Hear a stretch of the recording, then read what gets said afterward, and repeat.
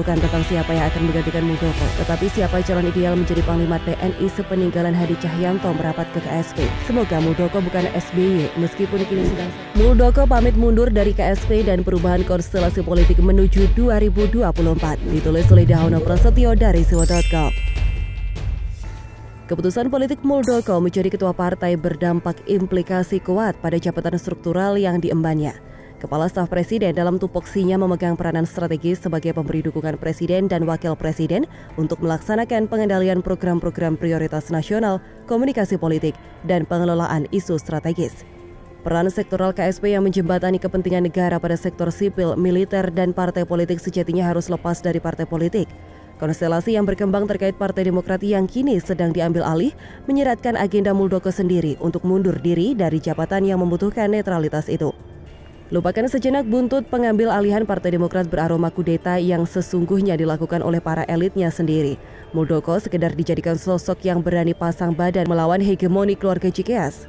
Silakan tengok siapa saja yang berada di gerbong KLB. Nama-nama petinggi Partai Demokrat yang sebelumnya gencar mencecar pemerintahan Jokowi, namun kini mereka merajuk kepada orang kepercayaan Jokowi untuk bersedia menampung pemberontakan pada partai yang membesarkan nama dan periuk nasinya. Pernyataan mantan Ketua MK Cimli Asidiki yang meminta Muldoko mundur dari KSP menjadi penegasan secara norma hukum. Persoalan hanya tinggal waktu kapan Muldoko mengundurkan diri. Yang pasti usai Jokowi menemukan sosok tepat penggantinya. Jabatan strategis di atas menteri butuh sosok yang paham betul arah kebijakan politik dan pembangunan Jokowi sebagai presiden. Di deretan loyalis pemerintahan ada nama Panglima TNI Marsikal Hadi Cahyanto yang di bulan November 2021 memasuki masa pensiun. Sosok tersebut menjadi pilihan paling ideal untuk menggantikan Muldoko yang segera pamit mundur, fokus menjalankan gerbong politik terlepas dari kontroversi cara mengambil alihnya. Secara strategi militer, keputusan Muldoko sudah melalui pertimbangan banyak hal dan bisa dipastikan tidak akan mundur pada perlawanan pemilik gerbong lama sekelas mantan presiden 2 periode. Menjadi ketua partai politik dengan pertaruhan meletakkan jabatan di KSP itu bukan uji coba sekedar bikin gaduh. 4 hingga 5 langkah berikutnya sudah disusun rapi saat kita masih sibuk melayani curhatan keluarga Cikeas yang merasa kecolongan. Keputusan ada di tangan Jokowi, bukan tentang siapa yang akan menggantikan Muldoko, tetapi siapa calon ideal menjadi Panglima TNI sepeninggalan Hadi Cahyanto merapat ke KSP. Ada nama Jenderal TNI Andika Perkasa yang kini menjabat sebagai Kasat, mempertimbangkan lagi menyerahkan jabatan Panglima TNI kepada Angkatan Darat lebih bisa diterima banyak pihak. Masa pensiun Andika Perkasa meskipun hanya memiliki waktu hingga Desember 2022, cukup untuk menerima estafet Panglima TNI yang membutuhkan visi misi sejalan dengan pemerintahan Jokowi. Saat Muldoko yang loyal dan berintegritas tinggi sudah tidak netral dengan berpihak pada satu partai politik, bukan berarti dibuang, tetapi mengembalikannya lagi kepada rakyat yang mempercayainya dalam gerbong politik bernama partai. Secara garis besarnya, komposisi partai yang bertarung dalam Pilpres 2024 mengalami perubahan penting. Golkar dan Nasdem sudah mendeklarasikan sejak dini kepentingannya untuk Pilpres 2024. Sebelumnya secara tersirat Gerindra dan PDIP sudah cukup persentase suaranya untuk mengajukan satu calon paket Capres dan Cawapres. Partai Demokrat Perjuangan di bawah Muldoko menjadi proses tengah yang seksi diperebutkan dua kubu tersebut, atau justru tetap merapat bersama partai-partai oposisi dan setengah oposisi semacam PAN, PKS, dan P3.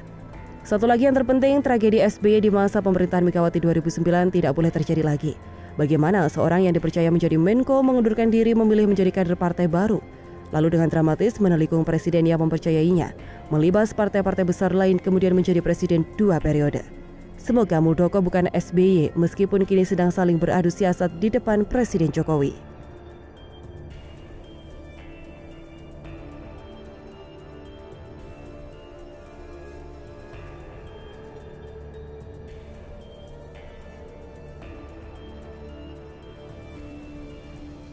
Pihaknya menjelaskan hoax yang jadi sorotan Jokowi terkait campur tangan pemerintah di kasus ini. Selain itu, TP3 juga mengutarakan niat membawa kasus ke Mahkamah Internasional, sehingga pemerintah tak masalah dengan isu. Ngabalin bongkar pertemuan Amin Rais dan Jokowi. Ada 2 poin penting. Pertemuan tatap muka antara Presiden Jokowi dan tim pengawal peristiwa pembunuhan atau TP3 anggota Laskar FPI dinilai menyiratkan makna khusus. Tenaga ahli utama kantor staf Presiden Ali Mohtar Ngabalin memandang pertemuan yang berlangsung Selasa 9 Maret kemarin itu menunjukkan sisi keterbukaan Presiden Jokowi. Apalagi salah satu perwakilan TP3 yang hadir adalah Amin Rais yang pemikirannya kerap berseberangan dengan pemerintah. Tenaga ahli utama kantor staf Presiden Ali Mochtar Ngabalin Rabu 10 Maret mengatakan publik memberi penilaian sosok seperti Muhyiddin, Hehamahua, Amin Rais itu menunjukkan Presiden dengan terbuka bisa diajak ngobrol.